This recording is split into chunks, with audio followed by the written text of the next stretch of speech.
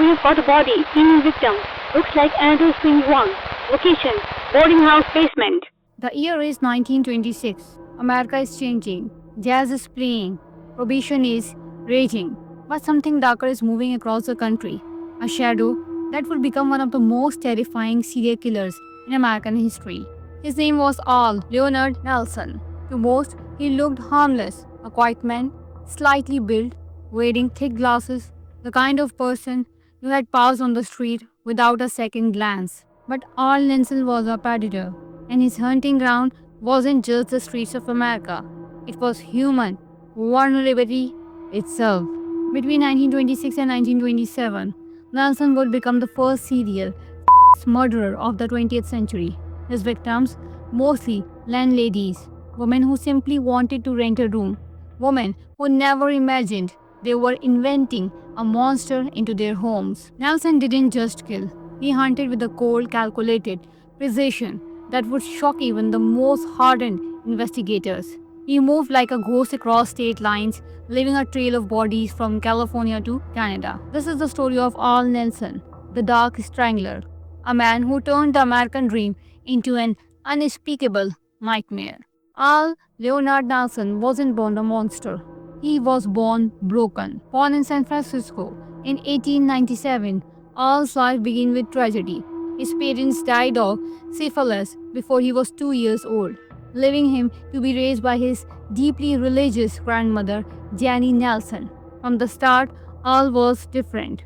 At age 10, a streetcar accident would change everything. Nelson was knocked unconscious, lying in a coma for 6 days. When he finally awoke, he wasn't the same child. Frequent headaches, memory loss, bizarre behavior that would make even his family uncomfortable. Imagine a child talking to invisible people, compulsively quoting Bible passages, watching family members undress. His grandmother would later recall finding him in freshly cleaned clothes, returning home in rags, as if he did exchange outfits with a homeless stranger. The head injury seemed to unlock something dark inside him. By his teenage years, Nelson was frequenting San Francisco's Barbary Coast, the city's notorious red light district. He contracted venereal diseases, began displaying increasingly erratic behavior. Despite his small frame, he developed physical strength, entertainment family by walking on his hands and lifting objects with his teeth. But beneath the surface, something was terribly wrong. His first encounter with the law came quickly: petty theft, breaking and entering. By 1950, he was sentenced to 2 years in San Quentin State Prison. Mental health evaluations painted a chilling picture. A Navy psychologist would later describe Nelson as living in a constitutional psychotic state. The institutions tried to contain him. Napa State Mental Hospital became a revolving door. Nelson would escape, be recaptured, escape again. They nicknamed him Houdini for his repeated breakouts. No one knew it then, but Al Nelson were preparing for a hunting ground far more terrifying than any. February 20th, 1926, San Francisco, the moment Al Nelson would transform from a troubled drifter to America's most terrifying predator. Clara Newman was 60 years old, a landlady who made the fatal mistake of showing a quiet, well-spoken man a room for rent. Nelson entered her home looking like any other potential tenant, polite, unassuming, a man who could quote Bible passages and seem completely harmless. Within an hour, Clara Newman would be dead, strangled, raped. Her body was hidden in a vacant apartment in her own boarding house. This wasn't just a murder. This was the first strike of a killer who would become known as the Dark Strangle or the Gorilla Man, nicknames that would send chills through communities across America. Nelson's method was calculated, precise. He would find his victims through room for rent advertisements, approach them as a polite Christian drifter, gain their trust, and then strike with a violence that would shock even hardened investigators. By March, Laura Beryl in San Jose would become his second victim, then Lily and St. Mary in San Francisco. Each murder followed the same terrifying pattern: strangled, sexually assaulted, body carefully concealed. Newspapers began to take notice. Witnesses described a dark, stocky man with long arms and large hands, a predator moving like a shadow across California. But Nelson was just getting started. In October 1926, he moved to Portland, Oregon. Beata Withers became his victim. Her body stuffed into a trunk discovered by her own teenage son, Virginia Grant, Mabel Fluke. Each murder is brazen than the last. By November, he had been killed in Seattle, in San Francisco, crossing state lines, leaving a trail of bodies behind him.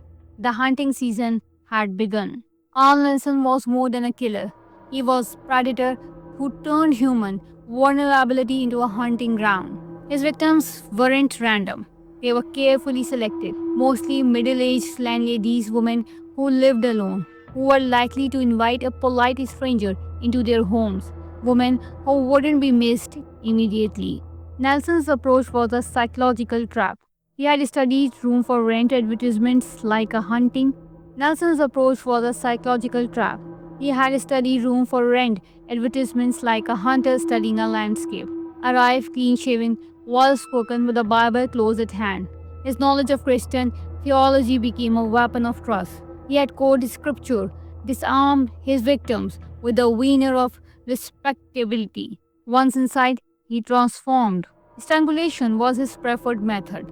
A silken cord, a shirt, an electrical wire, whatever was available. Some victims were found with the cord wound so tightly it had embedded in their flesh. That was not just an act, but a performance of complete control. But Nelson didn't stop at murder.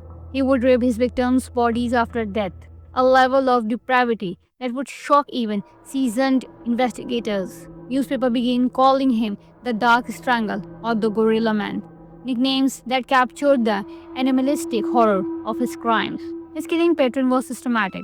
At the peak of his spree, he was murdered once every 3 weeks.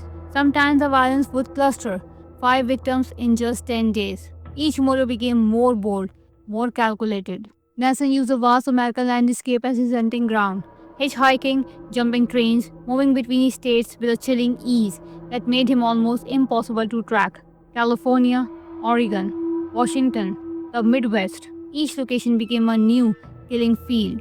He collected souvenirs from his victims, jewelry, personal items, not just trophies, but markers of his twisted conquest. The most terrifying part, to the outside world, Al Nelson looked completely ordinary, a quiet man, glasses, unassuming, the kind of person you had never expect would contain such darkness. The map of Nelson's murder spree read like a nightmarish road trip across America. Each city, each victim, a brutal chapter in his descent into total darkness. In Council Bluffs, Iowa, Mrs. John Breard became another statistic. A 41-year-old woman found strangled, initially mistaken for a suicide. In Kansas City, Nelson escalated to unprecedented horror, murdering not just an adult, but an entire family. Germania Harpin, 28 years old, was found dead alongside her 8-month-old son Robert, both strangled. The infant was killed with his own diaper. It was a level of brutality that defied comprehension. By April 1927, Nelson had reached the East Coast. Mary McConnell, a 53-year-old landlady in Philadelphia, became his victim. Not content with murder, he stole her jewelry, pawning items with a coldness that suggests these were nothing more than routine transactions. In Buffalo, New York, Jenny Randolph's murder followed his now familiar patron, renting a room under a false name, Charles Harrison. Nelson would spend days gaining trust, only to transform into a nightmare. Detroit saw 2 victims in a single day. Fannie Mae, a 53-year-old boarding house manager, and her boarder, Maureen Attordi, both found murdered. Garrett with electrical cord, their bodies are a testament to Nelson's growing confidence. But his most chilling murders would occur in Winnipeg, Canada. 14-year-old Lola Cavan disappeared while selling artificial flowers door to door. Her body was discovered in the most horrifying circumstances, decomposing underneath Nelson's very bed in a boarding house. Emily Patterson and the victim was found murdered under her own son's bed, killed while her husband knelt nearby about to say evening prayers. Nelson wasn't just killing, he was systematically destroying families, communities, and any sense of safety. The numbers were staggering. While officially charged with 4 murders, investigators believe Nelson had killed between 21 and 37 women. Each victim is more than a statistic, someone's daughter, someone's mother, someone's hope. By June 1927, the entire continent was haunting Al Nelson. His final murders in Winnipeg would become his downfall. After killing 14-year-old Lola Cannon and 27-year-old Emily Patterson, Nelson made a series of critical mistakes. He sold Patterson's wedding ring to a local jeweler, tried to sell her stolen clothing in a second-hand store. A barber would provide the crucial break. Nicholas Tabor noticed dried blood on Nelson's scalp, scratch marks that told a story of violence. When he asked about them, Nelson became agitated, a crack in his carefully maintained facade. On June 12, Winnipeg police searched a boarding house. Under a bed, they discovered Lola Canvon's decaying body. The city was terrified. $1,500 reward was posted for the criminal degenerate responsible. Nelson tried to escape, arrested in Killarney, Manitoba. He gave the name Virgil Wilson. His demeanor was so calm that initial officers believed they had the wrong man. He escaped the local jail only to be recaptured trying to board the same train as Winnipeg police. Nearly 4,000 spectators gathered outside the police station when he was brought in. Fingerprints confirmed his true identity. Witnesses from across the United States identified him as the same man who had rented rooms in their cities. His trial was swift. In November 1927, after just 40 minutes of deliberation, the jury found him guilty. The mandatory sentence was death. Nelson's final words before hanging on January 13, 1928 were chillingly simple. I forgive those who have wronged me. He was more than just a killer. Al Leonard Nelson was the first serial murderer of the 20th century. His confirmed kill count of over 20 remained a record for nearly 50 years. Some monsters don't look like monsters. Sometimes they look like the person sitting next to you. Thanks for watching.